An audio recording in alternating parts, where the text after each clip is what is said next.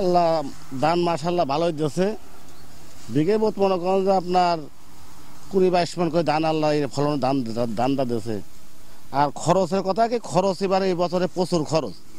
আপনার এই পানি দিয়া এবার পানিটা কম পাইছে, তারপরও সার ফাঁসের লাগে এটা খরচ মরচ করে কাটা পুটো দিয়ে গরমের লাগে ধান কাটতে পারতেছি মনে করেন যে বিঘে বোধ আপনার যে জায়গায় 3টে সে জায়গায় 5 টাকা পরিত লাগতেছে।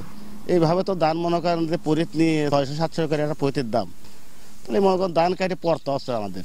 সরকার তো ধানের দাম বাড়ায়, তাহলে মনে করেন কৃষকরা আটুর লাভবান। তেলের দাম বেশি, সারের দাম বেশি, কৃষকের দাম বেশি, ধান জমাবো কিভাবে? সারের দাম বেশি, সব কিছু দাম বেশি, কিভাবে চলবো আমরা? যদি ধানের দাম যদি বেশি হইতো আমাদের লাভ হইতো। সরকারের কাছে অনুরোধ, আমাদের ধানের একটু মুক্ত হইতে হান।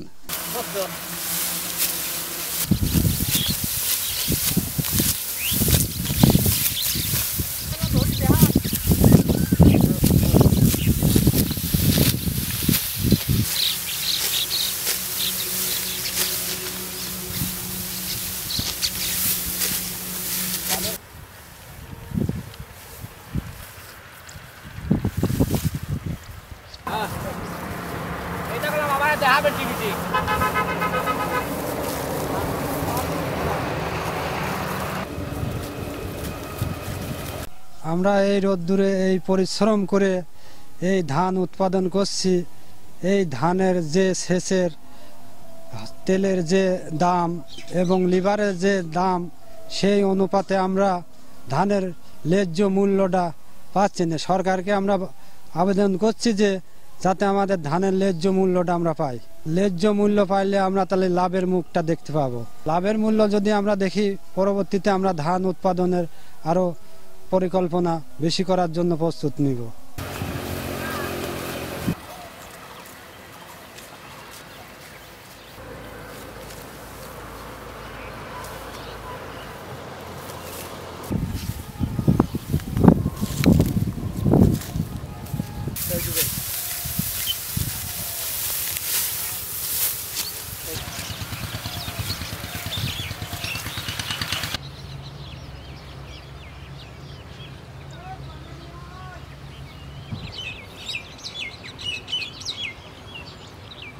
এবার খুব সুন্দর ধান হয়েছে, ফলন হিসাবে দামও ভালো, ফলনও ভালো, তাতে ভালো উন্নতি। এই যে আবার এখন 50 লাগাচ্ছি, ধানের দাম ভালো বলি তো 50 লাগাচ্ছি, ধানে লাভ হয়, ধানে লস নাই।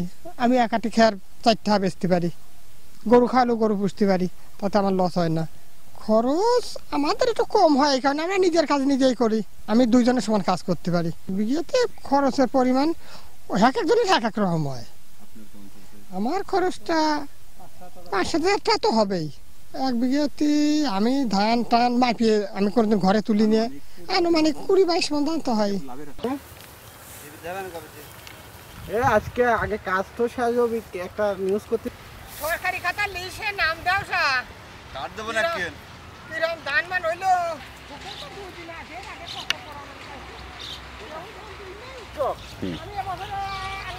করা হয় না।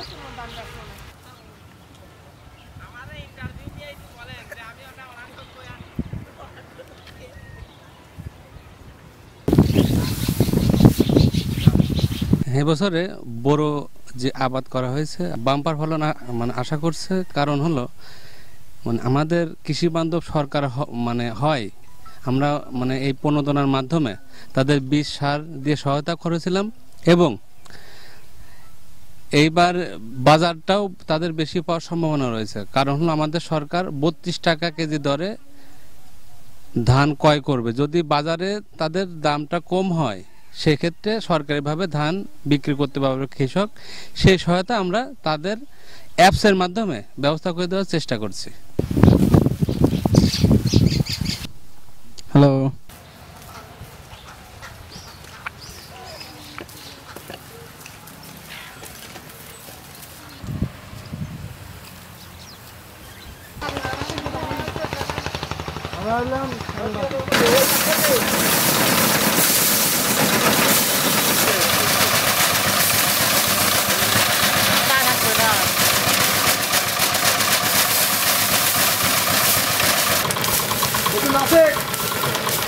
রেডি, এই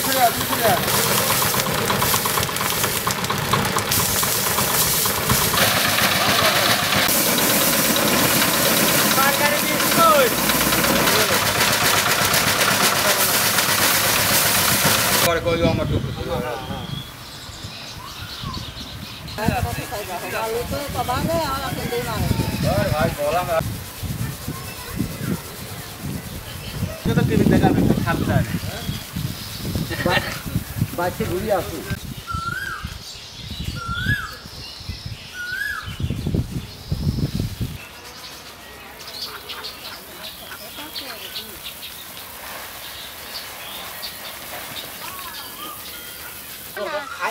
আস্তে বড় আস্তে আস্তে এটা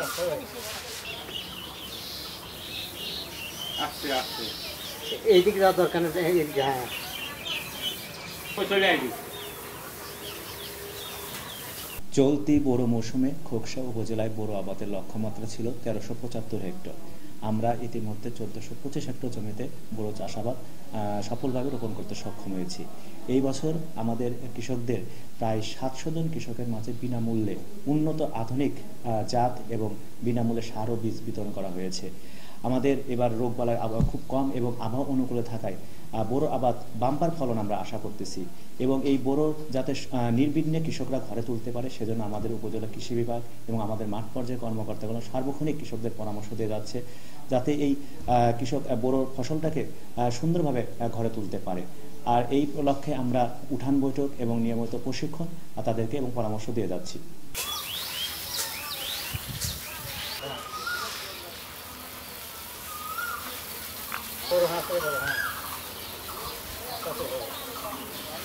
চলে আসো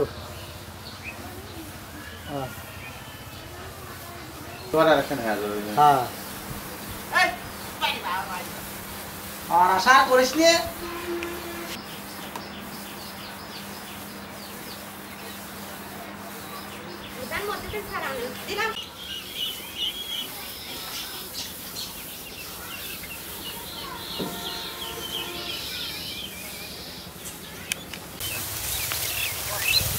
কথা কন